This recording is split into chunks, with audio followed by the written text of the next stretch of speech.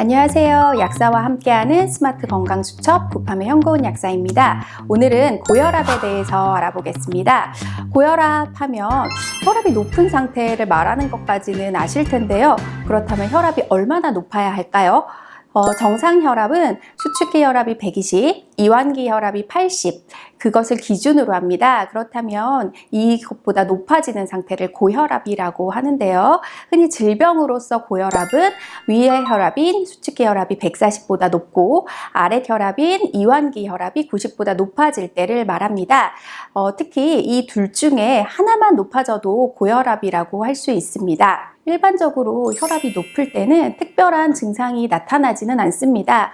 그런데 이렇게 혈압이 높았을 때 나는 불편함을 느끼지도 않는데 왜 이것을 관리해야 할까요? 일반적으로 혈압이 높을 때 환자분들이 특별히 느끼시는 증상이 없기 때문에 혈압은 건강검진을 한다든지 하는 것을 통해서 우연히 발견되는 경우가 많습니다. 그리고 이렇게 혈압약을 드시기를 주저하시는 분들 중에는 한번 혈압약을 먹게 되면 혈압약을 평생 먹어야 된다는 부담감 때문에 혈압이 높더라도 관리해야겠다고 생각하시는 분들이 적어집니다. 혈압이 높은 상태는 그렇지 않은 사람들보다 뇌졸중과 같은 심혈관 질환의 위험이 많이 높아지게 됩니다. 한국인을 대상으로 6년 정도 추적 관찰한 결과 혈압이 높은 사람은 그렇지 않은 사람보다 뇌졸중의 위험이 2.6배나 높았다고 합니다. 특히 고혈압은 뇌졸중의 가장 중요한 위험인자가 됩니다. 또한 혈압이 높은 상태가 오래 유지되게 되면 뇌출혈의 위험도 높아지겠죠. 그렇다면 고혈압을 관리하기 위해서는 약 복용하는 것이 중요하겠죠. 이 고혈압약은 어떻게, 언제 복용하는 것이 제일 좋을까요? 혈압약은 기본적으로 일정한 시간에 규칙적으로 복용하는 것이 좋습니다. 그래서 복용하는 것을 잊어버린 경우에는 생각난 즉시 복용하고 만약 다음번 복용하는 시간이 가까웠을 경우에는 해당 복용량은 건너뛰고 다음번에 정해진 용량만큼만 복용을 합니다. 또한 약을 하나를 복용했다고 해서 혈압이 드라마틱하게 떨어지지는 않습니다. 초기에 고혈압약을 복용하는 경우에는 통상적으로 1, 2주가 지나야 혈압약의 효과가 충분히 나타나기 때문에 약은 꾸준히 규칙적으로 복용하는 게 중요합니다.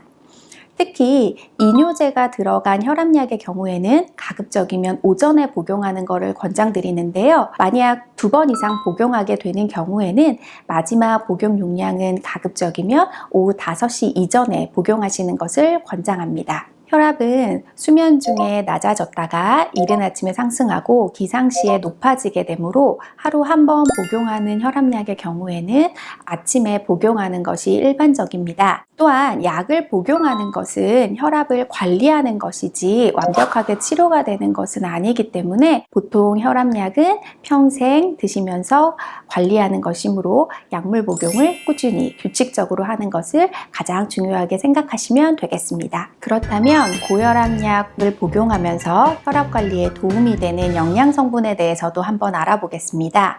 고혈압에서 가장 기본이 되는 영양 성분은 코엔자임 Q10을 꼽을 수 있습니다. 흔히 CoQ10이라고 들어보셨을 텐데요.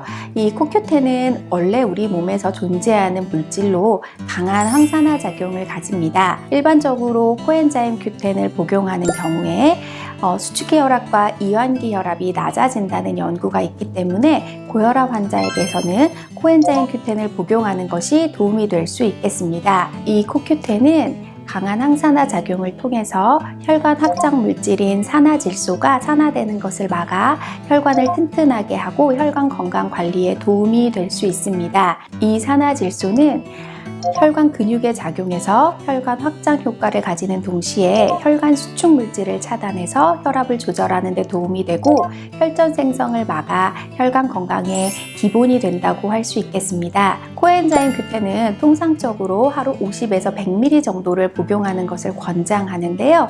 복용한다고 해서 바로 효과가 나타나는 것은 아니라 최소 한 달, 길게는 석 달 정도 복용을 하셔야 효과가 나타난다고 알려져 있으므로 꾸준히 복용하시는 것이 도움이 되겠습니다. 고혈압 이외에도 고지혈증, 당뇨병이 있거나 흡연을 하시는 분들, 그리고 노화의 자연스러운 과정에서 혈관 내피세포가 손상되게 되는데요. 혈관 내피세포가 손상되면 혈관을 확장시키는 물질인 산화질소가 제대로 작동할 수 없게 되어 혈압 조절에 문제가 생길 수도 있겠죠.